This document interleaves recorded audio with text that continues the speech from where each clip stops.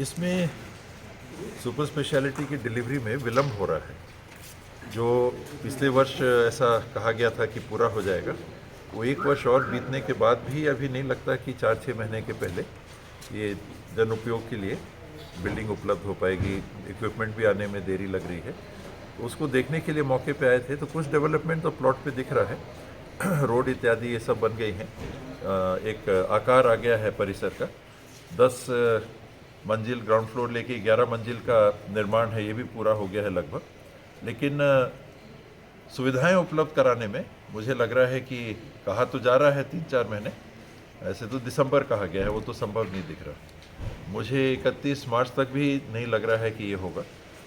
20 तारीख को मैंने कहा भी है कि डीन साहब आ जाएं, एमएस आ जाएं, और संबंधित यहाँ से जो काम कर रहे हैं वो आ जाएं, पीडब्ल्यूडी वाले रायपुर आ जाएं।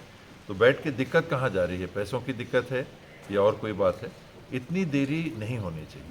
ने कहा तो नहीं, कॉन्ट्रैक्टर ने तो ये नहीं कहा कि पैसे की दिक्कत आ रही है, कहीं ना कहीं कोऑर्डिनेशन की दिक्कत है लगता है। मटेरियल कोई और सप्लाई कर रहा है, कोऑर्डिनेशन कोऑर्डिनेशन की ही ज़्यादा दिक्कत है।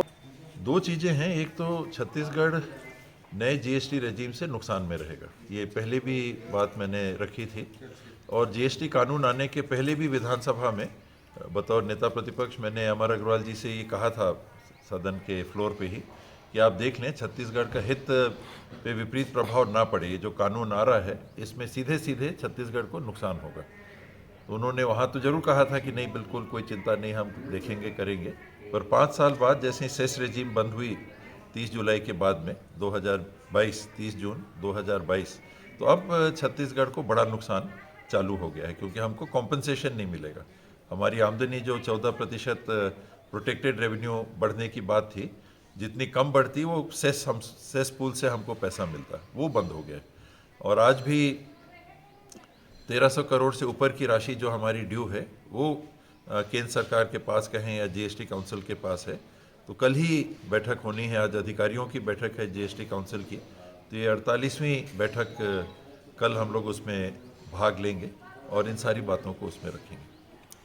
ये वंदे भारत नाम ही रह गया है, मेरे को लगता है तो सब भाजपा है, वंदे भाजपा का ऐसा कार्यक्रम चल रहा है ऐसा लगता है। ये प्रोटोकॉल भी भूल गए हैं, ये शिष्टाचार भी भूल गए हैं।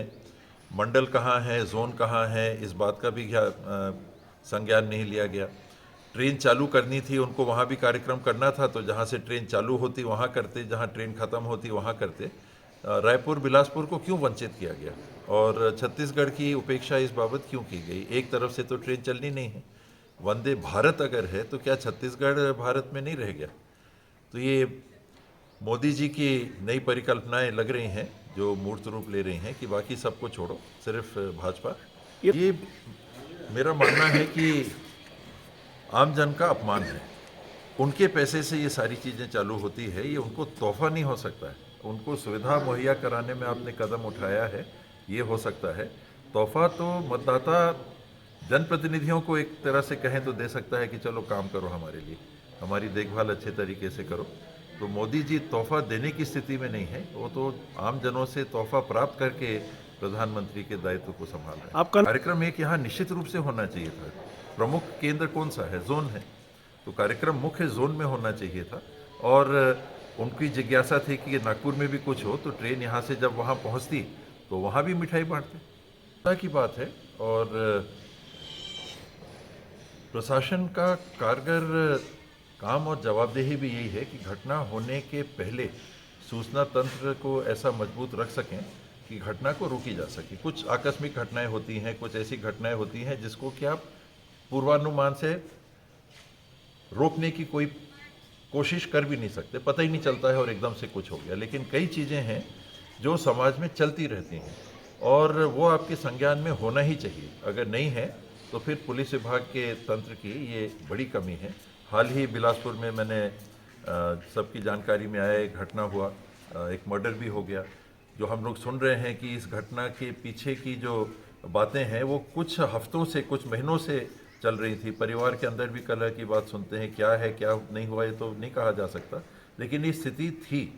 तो ये जिम्मेदारी पुलिस की थी कि इसको सुनिश्चित कर दे कि आगे कोई घटना नहीं होती। थैंक करने को हमेशा बाकी रहता है, इसमें कोई दो बात नहीं है। लेकिन इस सरकार ने जिस परिस्थिति में भी 4 साल में जो काम किया है, मुझे नहीं लगता कि इसके पहले हुआ हो।